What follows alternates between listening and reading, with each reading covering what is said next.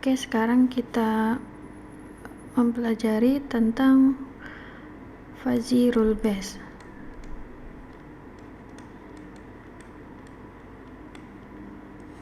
Nah, sebelum masuk ke fuzzy rule base, ini saya akan memberi penjelasan tentang struktur dari fuzzy interface ya. Pertama itu ada fuzzification ya. Langkah pertama ini yang kemarin itu membership ya, membership function. Nah, jadi input dari membership function itu adalah cribs nilai, nih angka cribs ya. Jadi dari cribs ini diubah ke fuzzification. Jadi untuk mengubah nilai cribs ini menjadi logika fuzzy. Jadi setelah fuzzification ini ada knowledge base. Knowledge base ini gunanya untuk menyimpan rule-nya. Jadi rule fuzzy itu biasanya if. Kalau if kemudian then. Jadi misalnya kalau hujan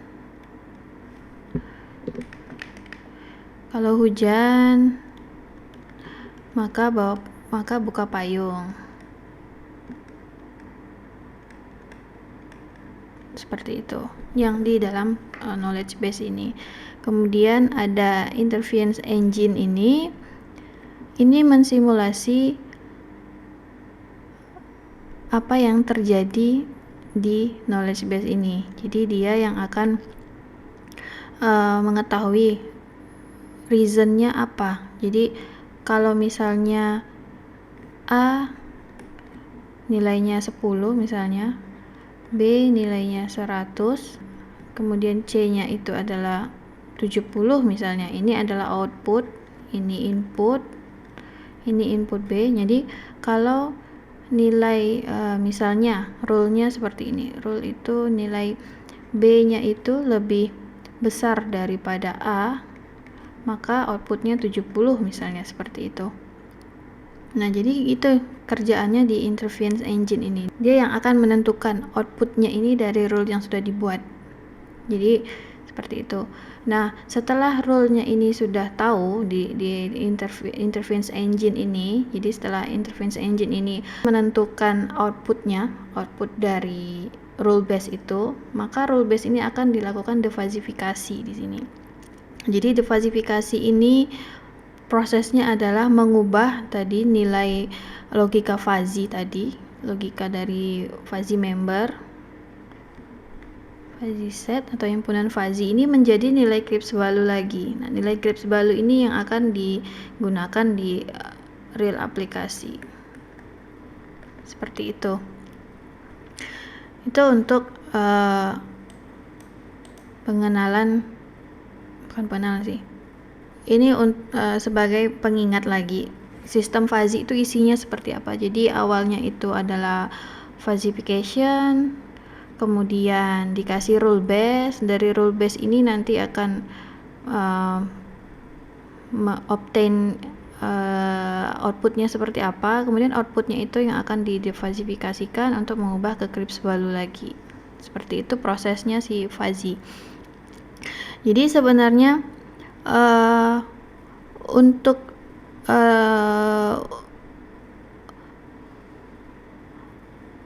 fuzzy rule base itu ada beberapa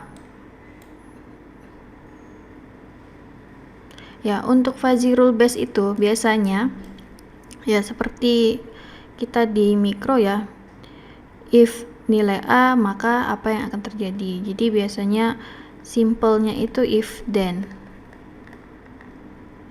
Jadi kalau A-nya besar dari B misalnya, kalau ini benar, maka C-nya bernilai 100 misalnya, seperti itu. Pakai if then seperti itu. Kemudian kalau mau dilihat lagi seperti ini, misalnya saya punya kondisi ya. Saya punya membership, sini ada 2 member. Ada member T, kemudian ada membernya low. Ya. Jadi di sini misalnya saya mau pakai union ya. Jadi M-nya itu adalah T dan low. Maka union dari sini misalnya saya ambil minimum dari mu T X dan mu low. Ya, berarti di area sebelah sini yang diambil. Misalnya gitu. Nah, kemudian saya punya rule-nya seperti ini. Nah, ini rule delta T, ini T. Kemudian ini rule T-nya misalnya. Jadi ini adalah yang di dalam ini adalah ini adalah outputnya mau dikemanain ya. Jadi misalnya jika temperatur ini adalah temperatur ya dalam Fahrenheit ya, ini delta temperatur, ini temperatur sekarang ya. Jadi misalnya temperatur sekarang itu adalah low, ini ya, temperaturnya bagiannya low, kemudian motornya itu akan berputar cepat nih. Jadi low dan low ya, sini sebelah sini low, sebelah sini low, maka areanya yang diambil adalah ini ya, yang minimum dari sini, yang terintersection. Maka mu-nya ini, mu-nya kondisi ini, mu-nya M di sini itu nilainya adalah 0,4. Seperti itu, karena yang diambil nilai minimumnya yang terintersection, yang terhubung. Kalau misalnya kita ambil maksimumnya misalnya atau unionnya, kan areanya sebelah sini ya. Sebelah sini dan di sini. Low itu sekitar di sini misalnya. Nah, ini yang paling tinggi itu kan nilainya 1. Kemudian di sini juga 1. Berarti nilai maksimumnya atau nilai unionnya itu adalah 1. Nilai unionnya adalah 1. Nah, biasanya untuk Mamdani untuk tipe Mamdani itu biasanya pakainya yang intersection. Jadi kadang ada di sini ada lagi rules misalnya, kemudian di sini ada rulesnya lagi begitu. Itu untuk rule base begitu ya kalau rule base ya. Jadi sederhana saja. Misalnya saya punya membership, kemudian saya punya input, kemudian sudah saya tahu outputnya apa. Misalnya kalau ini kondisinya ini adalah AC ya, misalnya AC itu kan mendeteksi suhu. Nah, dari suhu ini kan kalau misalnya suhunya terlalu panas, suhu ruangan, maka motor di AC itu akan hidup kan, seperti itu. Jadi untuk membuat rule base ini kita sudah tahu kondisi yang mau kita buat, kondisi yang mau kita atur.